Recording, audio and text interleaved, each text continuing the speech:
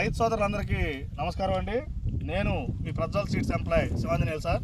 ఇప్పుడు మీరు చూస్తున్నటువంటి ఈ ఫీల్డ్ వచ్చేసరికి కొత్తపిన్నెల్లి గ్రామం వెరైటీ కేజీఎఫ్ అండి. ఈరోజు తారీఖు వచ్చేసరికి మార్చి నెల 16. ఇప్పుడు ఈ చేను మొత్తం విస్తీర్ణం వచ్చేసరికి 2 ఎకరాల 15 సెంట్లు అండి.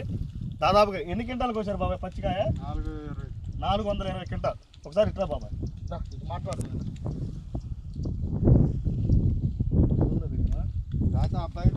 పర్లేదు పర్లేదు. మొత్తం ఎన్ని క్వింటాలకు వచ్చారు బాబా? 420 క్వింటాలు. ఫస్ట్ ఎన్ని కటింగ్లు అయినాయి ఇప్పటికి మొత్తం? ఫస్ట్ 60, పోతాడు 120, 60, 120, 180, పోతాడు 300. అప్పుడు దాదాపుగా 480 దాకా వచ్చింది. 480 క్వింటాలు పచ్చికాయకు వచ్చారు. ఏ నెలలో వేశారు బాబా ఇది?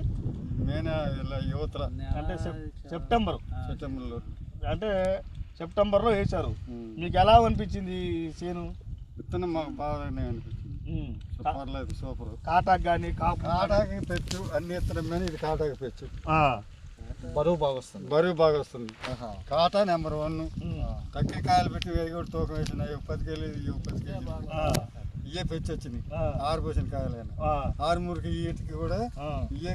అంటే లావుల్లో బాగుంది వెరైటీ. పండుగ నెంబర్ 1. పండుగ ముడత ఏమైనా వచ్చుతుందా?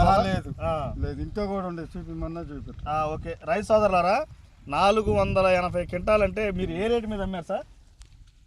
ఒక తడ 30, ఒక తడ 15, ఒక తడ 18, ఓకే, ఒక తడ 40. సరే, యావరేజ్గా మీరు 25 రూపాయలు చొప్పున అంటే 15 రూపాయల కాంచి 40 రూపాయల మధ్యలో అమ్మాడండి రైతు. యావరేజ్గా 20 రూపాయలు వేసుకున్నా కానీ 420 వేసుకున్నా కానీ 8 లక్షలండి. ఏంది 80 క్వింటాలకి 16 లక్షలన్నర, అంటే దాదాపుగా 9 లక్షలన్నర తీశాడు. అంటే ఈ 2 ఎకరాల 25 సెంట్లలో 9 లక్షలు అంటే దాదాపు ఎకరానికి 4 లక్షలన్నర దిగుబడి వచ్చిందండి. రెండోది, ఇప్పుడు మళ్ళా పండుగాయ పచ్చికాయ ఇది కనుక కోస్తే ఎకరానికి ఎన్ని క్వింటాలు రావచ్చు బాబా? ఏమంటే మీరు చూస్తున్నారు కదా సార్, 20 క్వింటాలు. ఈ రేటుకి మళ్ళీ 20 క్వింటాలు వస్తాయండి. అంటే ఖచ్చితంగా రైతు అధిక దిగుబడిలో మంచి లాభాలు రావాలంటే ఇలాంటి వెరైటీలు వేసుకోండి. Prajwal seeds for KGF. అంతే కదండి, ఒకసారి మన రెంటచింతల గురిజాల మండలం నుంచి కూడా రైతులు వచ్చారండి. ఒకసారి వాళ్ళ మాటలో కూడా విందాం. సార్ నమస్తే సార్. ఏ పేరు సార్ మీ పేరు? కోటిరెడ్డి. ఎక్కడి నుంచి వచ్చారు సార్? మేము దైద నుంచి వచ్చారు. ఇప్పుడు ఈ వెరైటీ చూడడానికి వచ్చారు, ఎలా ఉంది సార్? బాగానే ఉంది, సూపర్గా. ఇప్పుడు రైతు చెప్పినట్టయితే బాగా మంచి వేయాల్సిన విత్తనమే, బాగా దిగుబడి కూడా బాగానే వస్తుంది. ఇప్పుడు మీ కళ్ళకి ఎలా అనిపించింది సార్? బాగానే ఉంది కాయ, బాగానే వెరైటీగా కాయ కూడా బాగానే ముడతలేదు, బేర కానీ పడదు.